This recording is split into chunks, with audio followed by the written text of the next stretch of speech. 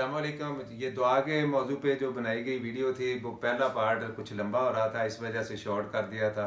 अब दोबारा दूसरा जो इसका पार्ट है वो यहाँ से मैं शुरू करता हूँ। काफ़ी अबूर रखता हूँ, ये प्रोफेसर बता रहे हैं, इस वजह से मैं जब भी वो उनसे बात करता था तो ज़ाहिर बात है अरबी में एक बंदा एक्सपर्ट है तो उसको ये सारी चीज़ों का इल्म हो जाता है।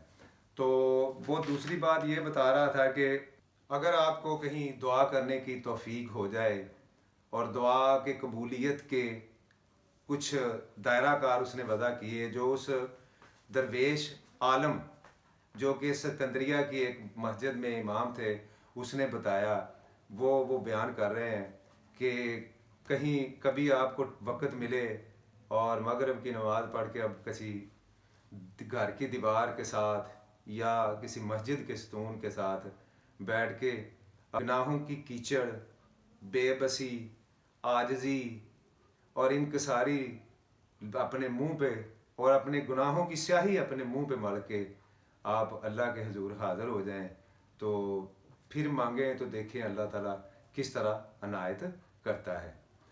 और दूसरा उन्होंने ये भी तरीका बताया कि बाद दफ़ा आदमी से कोई ख़ता हो जाती है, किसी के साथ ज़्यादती हो जाती है तो वो बड़ा शर्मिंदा होता है।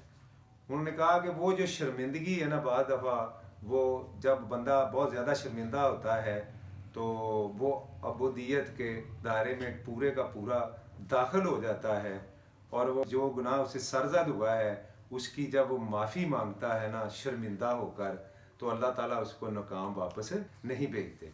तो यहाँ मैं एक छोटा सा वाक़या भी बयान करता चलूँ जो उन्होंने किताब में लिखा है कि बरेली के एक रईस थे जो दौलतमंद थे, उनकी हाँ चोरी हो गई तो उन्होंने बंदे पकड़वा दिए, उनमें एक गरीब जुलाहा भी पकड़ा गया। जब उससे पूछा गया तो वो थर थर कांपने लगा, तो दूसरे बंदों ने भी उस रईस आदमी से कहा कि यही चोर है, तो उसको वहाँ उन्होंने सज़ा दिलवा दी। लेकिन थोड़ी देर बाद उस रईस आदमी को शर्मिंदगी हुई और एहसास हुआ कि शायद हो सकता है कि ये बंदा चोर ना हो तो मेरी तरफ से ज़्यादती हो गई है।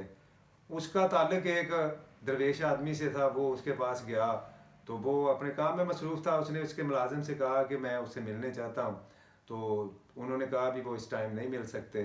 तो वो कहने लगा कि आप जाके उनको बता दें कि अगर उन्होंने मेरी बात ना सुनी तो मैं खुदकशी कर लूँगा, मैं डूब के मर जाऊँगा, मैं अपने आप को आग लगा लूँगा।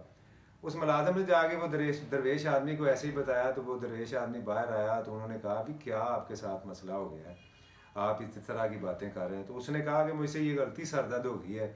तो उसने कहा भी इसका बड़ा आसान सा हल है, आप जाके उससे माफ़ी मांग लो। तो वो कहता है ये तो मैं काम नहीं कर सकता। तो उस दरवेश आदमी ने कहा फिर ये काम नहीं आप कर सकते तो जाके मर जाओ। बर गया, वो वापस घर आया, उसने वही लोग दोबारा इकट्ठे किए और जुलाहे को दोबारा जो ना बुला लिया। तो वो पहले मार पड़ी हुई थी, वो बड़ा डरता डरता वापस आया। तो वो जब आ गए तो उन्होंने दरवेश आदमी के पास से होके आया था रईस, वो उसके ना कदमों में घुटनों के बल झुक गया और उससे कहा कि जितना मैंने आपको मारा है या दूसरों से सज़ा दिलवाई है आप मुझे उतनी सज़ा दें। तो वो जुलाहा तो कहा भी मैं तो आम आदमी, मैं तो इस तरह का नहीं कर सकता, मैं नहीं आपको सज़ा दे सकता। तो उसने कहा कि अगर आप सज़ा नहीं दे सकते तो मैं आपको जाने नहीं दूंगा। तो फिर दूसरे लोगों ने उसको रईस को मशवरा दिया कि आप ऐसा करें, आप ज़ाहिरी बात है बड़े आदमी हैं तो ये आपसे तो ऐसे तो नहीं करेगा, आप इससे ना वैसे माफ़ी मांग लें, सज़ा नहीं ये देगा आपको। तो उसने माफ़ी मांग ली, जुलाहे ने उसको माफ़ कर दिया। अब उस रईस आदमी ने ये किया कि वो उसने उसके घर का पता लगाया और उसके ना घर चला गया और जो औरतें थीं उनसे रोज़ वो जाना शुरू हो गया और उनसे कहता कि आपको जिस सौदे की ज़रूरत है वो मुझे बताएं, मैं आपको मंडी से ला के देता हूँ।